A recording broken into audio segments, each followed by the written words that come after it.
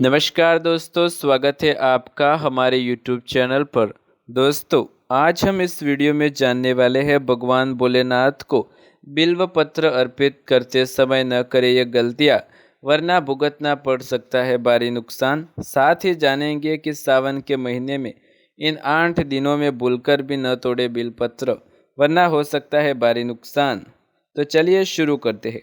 भोलेनाथ की सबसे प्रिय वस्तुओं में से एक है बेलपत्र। सावन में शिवजी की पूजा में बेलपत्र का विशेष स्थान है। मान्यता है कि सावन में रोजाना एक बेलपत्र शिवलिंग पर चढ़ाने से महादेव बहुत जल्द प्रसन्न हो जाते हैं। कहते हैं कि इसके बिना शिवजी की पूजा अधूरी मानी जाती है। सावन का दूसरा सोमवार 25 जुलाई 2022 को है। ऐसे में शिवजी को बेलपत्र चढ़ाते वक्त कुछ सावधानियां रखनी चाहिए, नहीं तो खुश होने की बजाय महादेव नाराज भी हो सकते हैं। आइए जानते हैं क्यों शिव पूजा में बेलपत्र का है खास महत्व, शिवलिंग पर बेलपत्र अर्पित करने की सही विधि और इसी के साथ नहीं छोड़ने चाहिए इस दिन बेलपत्र।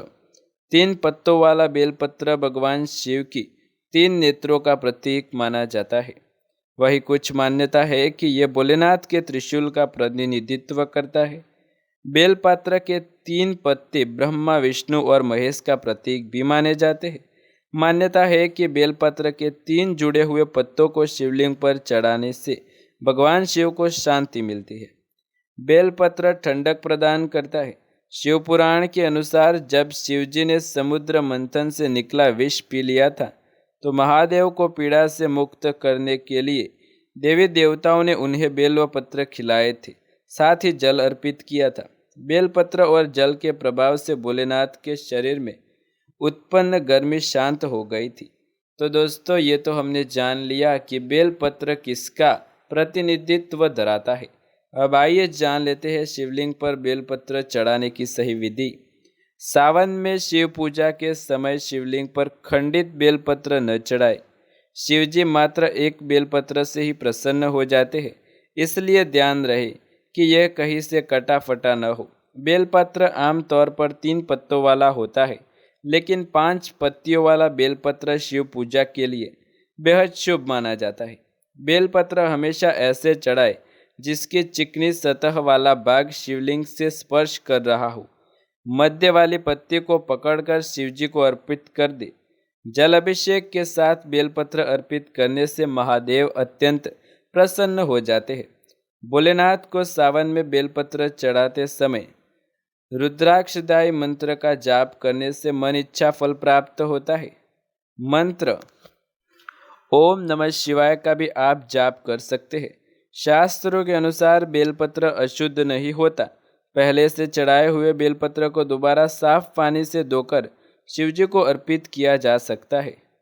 शास्त्रों में बेलपत्र तोड़ने के भी कुछ नियम और कुछ दिन बताए गए हैं। मान्यता है कि चतुर्थी, अष्टमी, नवमी, चतुर्दशी, अमावस्या, पूर्णिमा, संक्रांति और सोमवार बेलपत्र तोड़ने से भगवान शिव नाराज हो जाते हैं। सावन का दूसरा सोमवार 25 जुलाई 2022 को है। ऐसे में पूजा में बेलपत्र चढ़ाने के लिए आप रविवार के दिन ही तोड़कर रख ले, जिससे आपको भोलेनाथ के क्रोध का सामना न करना पड़े और आपके जीवन में आने वाले तमाम समस्याओं का संकट दूर हो जाए। दोस्तों, साथ ही इस बार सावन शिवरात्रि 26 जुलाई 2022 को है। इस दिन महादेव और मां पार्वती की पूजा से सभी मनोकामना पूर्ण हो जाती है। सावन शिवरात्रि व्रत पर इस बार 3 अति दुर्लभ संयोग बन रहे हैं, जिससे पूजा का फल दुगना मिल सकता है। सावन शिवरात्रि पर मां मंगला गौरी व्रत, व्याध्याघात और हर्षण योग होने से व्रत का महत्व और भी बढ़ गया है। मान्यता है कि सावन शिवरात्रि की पूजा कथा पढ़े बिना पूरी नहीं मानी जाती। सुख समृद्धि में वृद्धि के लिए सावन शिवरात्रि की कथा पढ़ना, श्रवण करना जरूरी है। तो चलिए दोस्तों, शुरू कर देते हैं।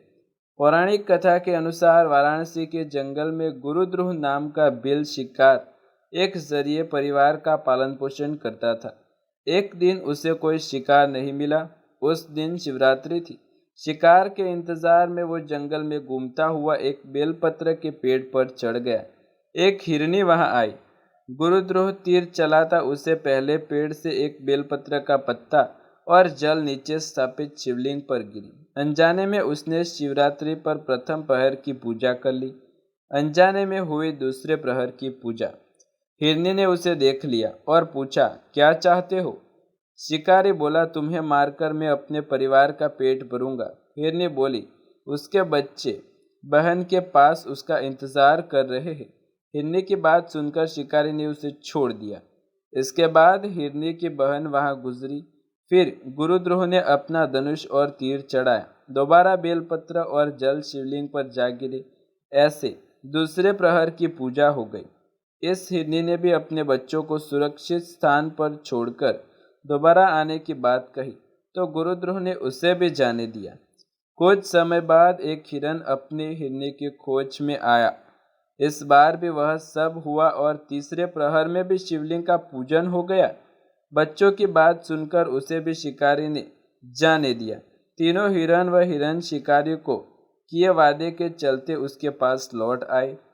सभी शिकारी को एक साथ देखकर गुरुद्रोह बहुत प्रसन्न हुआ। वह सबको मारते उससे पूर्व पूर्ण चौथे प्रहर में शिवलिंग का पूजन हो गया और सुबह से रात तक भूखे प्यासे रहने पर उसका अनजाने में शिवरात्रि का व्रत भी पूर्ण हुआ। इस तरह उसे पापों से मुक्ति मिल गई और उसने हिरणों को मारने का विचार भी छोड़ दिया। गुरुद्रोह को भगवान शिव ने साक्षात दर्शन दिए और सबको एक साथ देखकर शिकारी बड़ा खुश हुआ और उसने फिर से अपने धनुष पर बाण चढ़ाया, जिससे चौथे प्रहर में पूर्ण शिवलिंग की पूजा हो गई। इस प्रकार गुरुद्रोह दिन भर भूखा प्यासा रहकर रात भर जागता रहा और चारों प्रहर की अनजाने में पूजा उससे शिव की पूजा हो गई। शिवरात्रि का व्रत संपन्न हो गया, जिसके प्रभाव से उसके पाप तत्काल भस्म हो गए।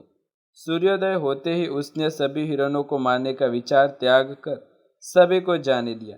तभी शिवलिंग से भगवान शंकर स्वयं प्रकट होकर उसे वरदान देते हैं और बोले, त्रेता युग में भगवान राम उसके घर आएंगे, साथ ही मोक्ष की प्राप्ति उसे मिलेगी। दोस्तों, साथ ही हम इस वीडियो में जान लेते हैं, ज्योतिष शास्त्र के अनुसार सावन में शिव से जुड़ी कुछ वस्तुएं अगर सपने में दिख जाए तो समझ लीजिए आप पर भोलेनाथ की कृपा बरसने वाली है।